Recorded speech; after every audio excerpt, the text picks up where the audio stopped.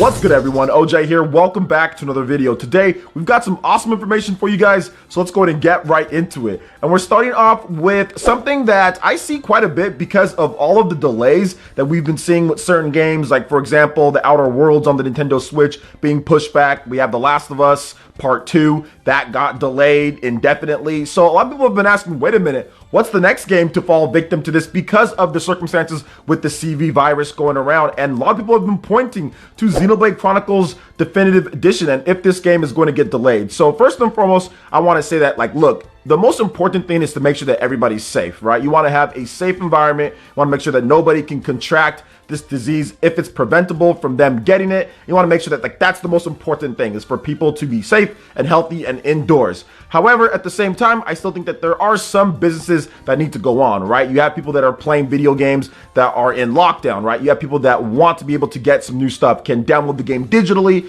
and they can still enjoy something. And a company that's in the position to put out a product and are not worried about certain things when it comes down to physical game sales or how they're going to do compared to people that can get it, they should still be able to release the game. And that's kind of what we're seeing with Final Fantasy VII Remake that's still launching this week. And then also with Xenoblade Chronicles Definitive Edition, which has not been delayed. You can actually still pre-download the game, and some people are a little bit hesitant to think that that will hit its May 29th release date, that might be pushed back because of things or because Nintendo wants to get more sales or anything like that. And I can tell you from experience, at least at this point, that it's probably not going to happen. There's a number of reasons why. Well, one, because you can already preload the game, so there's really no issue when it comes to that. But also, two, because Nintendo's games are evergreen. Nintendo isn't necessarily just worried about the first month of sales, and they don't need to sell 10 million copies of a game in order for it to be successful. They don't need to sit there and have 10 million copies sell in a month before the price drops hit, like a lot of these other games, with first-party games included, and that's also Sony as well. So I think that when you compare a game like Xenoblade Chronicles Definitive Edition to a game like The Last of Us Part 2, you have to look at the probably production costs and realize that there's nowhere near the same. Monolith Soft, in terms of how they operate and how Nintendo funds games, Nintendo does not spend as much money as Sony would spend with The Last of Us in terms of the voice acting and the graphics and the animation and everything that they're doing there in the script and the voice actors. They need way more money. And on top of that, these games do discount quickly, even Sony first-party games. So Sony's worried about making as much money as fast as possible, selling all of those copies at 60 bucks a pop when they're selling them to the retail stores, and making sure it launches an environment that everybody can go out there and buy the game because of the audience of who buys those type of games. A lot of them are casual or more casual consumers that might play like Madden or FIFA or games like that and say, oh, look at this next big new movie style type of game like The Last of Us that has great graphics. So yeah, they need a clean atmosphere in order for them to pick up a game. Now, not everybody, and obviously there's a lot of hardcore Sony fans that love all sorts of, games all over the place, right? Not just the casual or more casual or broader market side of games, but they still need to sell so many copies that they can't rely upon it being an evergreen title or anything like that. Nintendo, when it comes to Xenoblade is nowhere near as big, and they can rely upon it being an evergreen. If people can't pick it up or don't want to buy the game digitally right there at launch, if there's lockdowns or whatever the case is, they'll pick it up later down the line, right? They'll pick it up later down the line, and we've seen that for multiple different Nintendo games, whatever the case is. Heck, Xenoblade Chronicles 2 is still selling at this point. I don't really have any issues when it comes to what Nintendo's going to do. I think that they're going to have a lot of their games still launch and everything. Just even outside of Xenoblade Chronicles, I still think Nintendo's going to have a normal release schedule, but it does seem like a number of games are going to get pushed some way, shape, or form, like we've already started to see. So what are you guys' thoughts on this when it comes to it? Let me know in the comment section below. All right, now moving on to the next topic here. We have an insane story about this game Cooking Mama and what's going on here, and like the game farming your account for cryptocurrency or something like that. Oh my gosh, this story broke just recently, and apparently it's not all true because the developers have came out and denied what's going on, but the game was delisted. So let's go ahead and get into this, guys, and kind of figure out what is the truth with this whole Cooking Mama Cookstar cryptocurrency mining with Switch consoles and all of that. It's crazy. So the developers have responded, and once again, they have denied these accusations about this. The reveal cycle for Cookie Mama Cookstar certainly wasn't normal. Technically, the game was leaked last August through an official game rating. Not too long after that, some information about the project emerged online, including a tidbit that the game was intended to be, quote, the first game to integrate blockchain technology on major consoles. People have been taking that detail to heart and now believe that the new Cooking Mama has been discreetly mining cryptocurrency with users' Switch consoles. It certainly caused a stir on social media, just to say the least. Nintendo Everything is writing. Now, for what it's worth, developers have came out and stated this is not the case. So here's their official statement on the matter. Quote,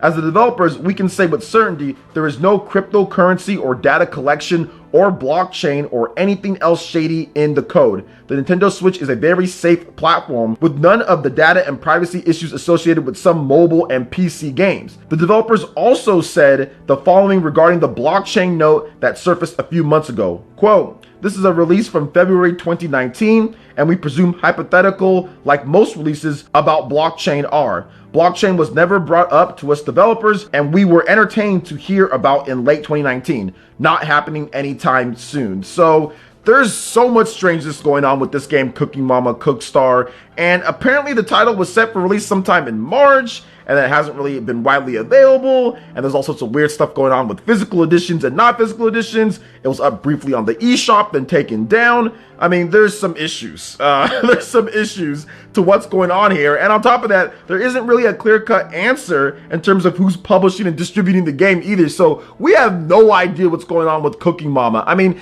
even Twitter was confused because they saw this trend, and it was like trending, right, Cooking Mama, and they had it as food trending. They didn't even have it as video game trending. They had it as food trending. So I don't know what's going on with Cooking Mama Cookstar, but as of right now, like, the developers are denying the accusations. But just to be on the safe side, I would wait till we get all the facts going on and that it's relisted on the Nintendo Switch eShop and that we can find it widely available and we can find some publishers of the game. I mean, we need to know more than this because this is crazy. I mean, Cooking Mama's been around for like, what, decades now? And I know it's been around since like the DS days or something like that. So at least a decade. And we've never had anything like this. So I don't know what's going on with Cooking Mama. Maybe she's cooking up something bad in the kitchen, but I'm not so sure. So I wouldn't play this until we know everything and it's relisted and that we can get somebody that can assure us that everything is good from a developer, publisher, and Nintendo's standpoint as well. So what are you guys' thoughts on this crazy story? Let me know in the comment section below. All right, and moving on to the final topic here, guys, I wanted to discuss some of the cool games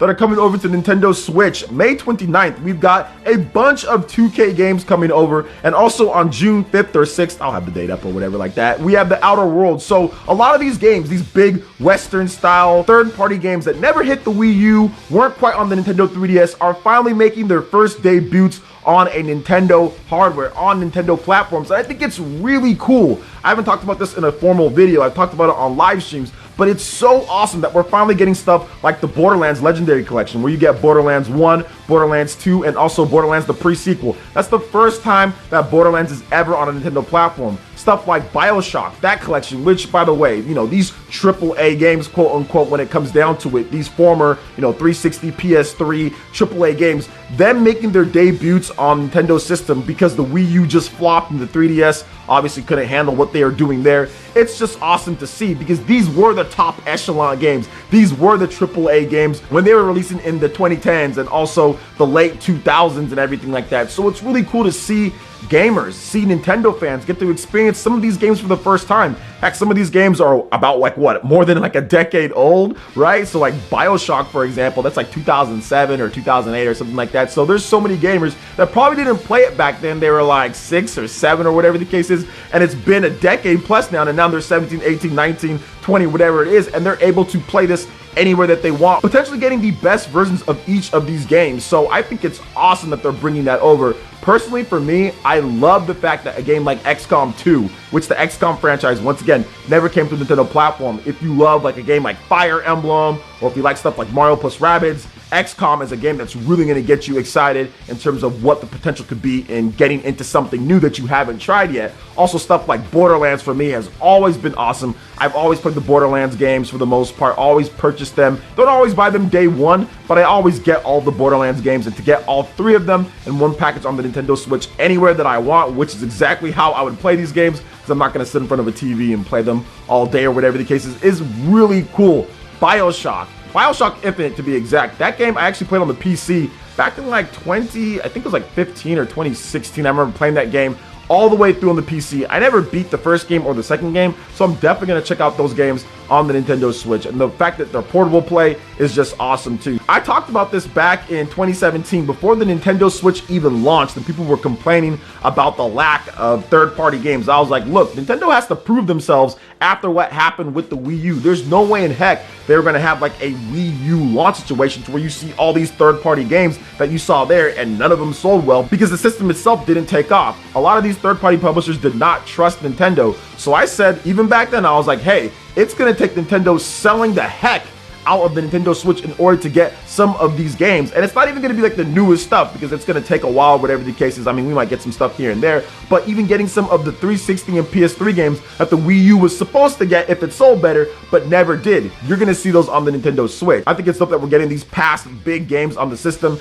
and they're going to be really good versions of the game from what we understand so far. So shout outs to 2K for bringing these games over. And what games are you guys most excited about? Because all of these are dropping on May 29th, right? When it comes to like the Bioshock, when it comes to Borderlands, when it comes to XCOM, all dropping on pretty much the same day, and Xenoblade Chronicles Definitive Edition, which is the first party game. But I mean, I'm going to be playing the heck out of that. I'll probably pick up the other games a little bit later, or I'll cover them because I'll have the review code. But I know I'm going to buy the physical version just so I can have like the box and everything like that. So what are you guys' thoughts on all this? I'd love to hear what you guys think on this crazy cryptocurrency mama, cooking mama situation. Also with Xenoblade Chronicles, games missing their intended launch dates because of the virus going around, in addition to these big third-party games being brought over. I'd love to hear what you guys have to say in the comment section below. All right, guys, that wraps it up for this video here. Check out the link in the description. We've got Twitter. Go ahead and give us a follow on there. Also, make sure you like, comment, and subscribe, and share this video if you can. Thank you guys so much for watching, and we'll catch you for the next one. Peace.